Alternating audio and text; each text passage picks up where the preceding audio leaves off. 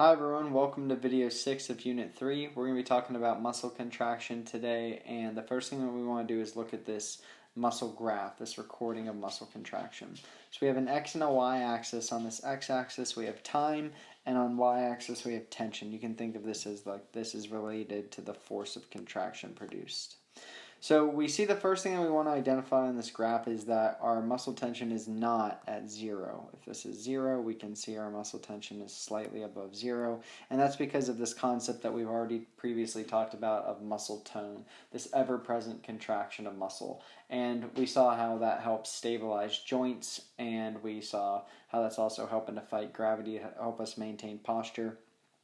So we don't have tension at 0.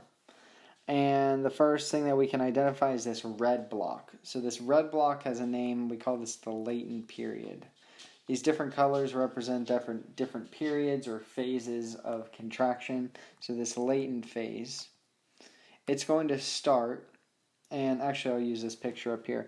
So the latent phase, there's a period of time from when our muscle is stimulated up to when we actually get contraction. And contraction phase is occurring right here in this blue. So what we're looking for in this latent time, because you can see our stimulation is represented by the black arrow, and there's an amount of time between when that black arrow stimulates, or when this muscle is stimulated, to where we get a change in muscle tension, to where we see an increase in this graph. So let's take a look at what is occurring physiologically during this latent function, or latent period.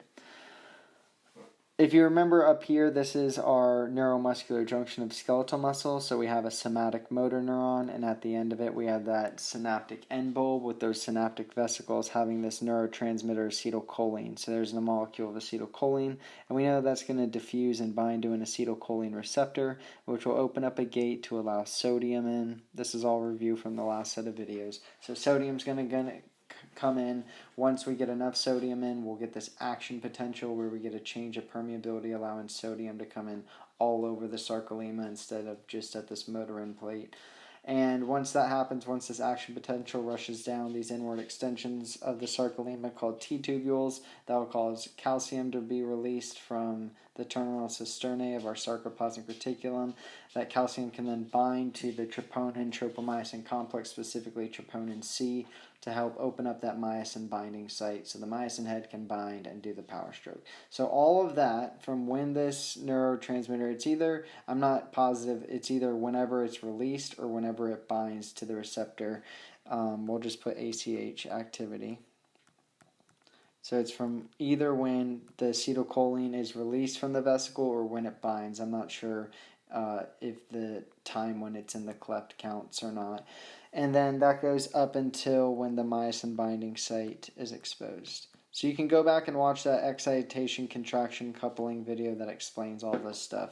But all of that is occurring during this latent phase of contraction. Okay. Next, we have the contraction phase.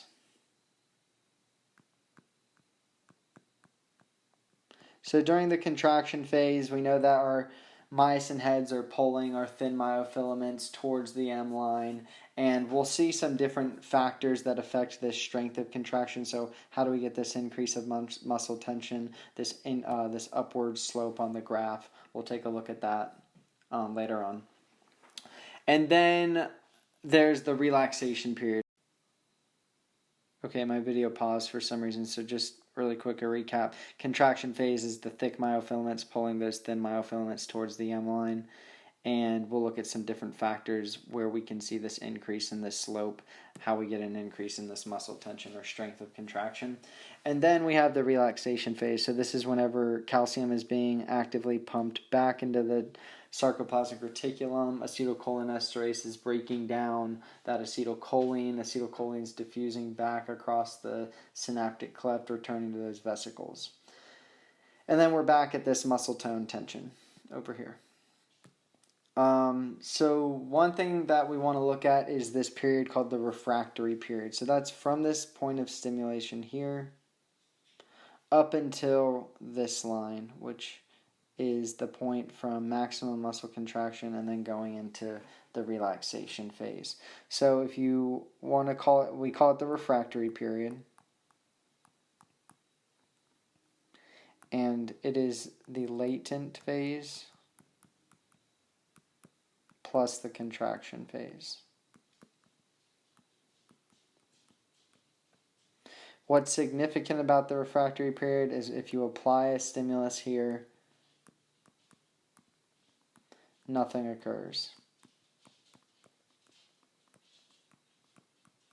So we've talked about how muscle contraction is an all or none phenomenon. So you either get a stimulation that's strong enough to contract this muscle, or you get a stimulation that's not strong enough. So we call it a threshold stimulus.